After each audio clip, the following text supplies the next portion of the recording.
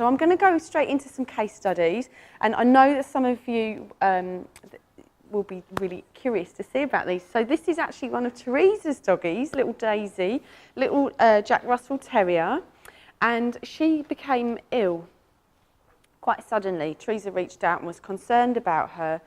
She felt that her eyesight was going and that her doggie was really confused. So I connected with her. I have worked with Teresa's doglets for some time, so we know each other quite well. And I did it remotely via a very recent photograph. And Daisy, what she did was she gave me an impression of what was going on for her. And it felt like this intense pressure in her head. And I asked her to tell me what that was, what did it mean to her. So she told me that she thought it was something like meningitis. Now, I'm not a vet, I can't diagnose, and I don't actually advocate that at all. I think vets do an amazing job, but they have their place. And so Daisy went off with her mum to the vets, and sure enough, she had developed an illness, which I have written on here.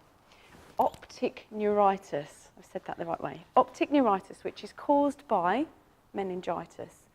Because of this, and because Teresa was able to act really, really quickly and get her into the specialist, she's had treatment and she's making a good recovery, isn't she? She was pretty lively this morning when I saw her. So that was a fantastic way to be able to use animal communication for a sudden illness and to gain insight from the animal as to what was going on.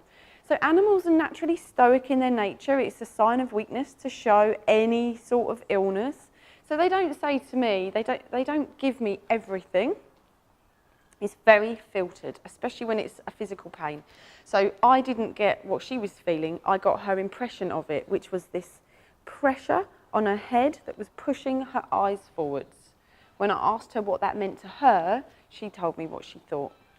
That's a doggie's opinion. It's my interpretation of what she said.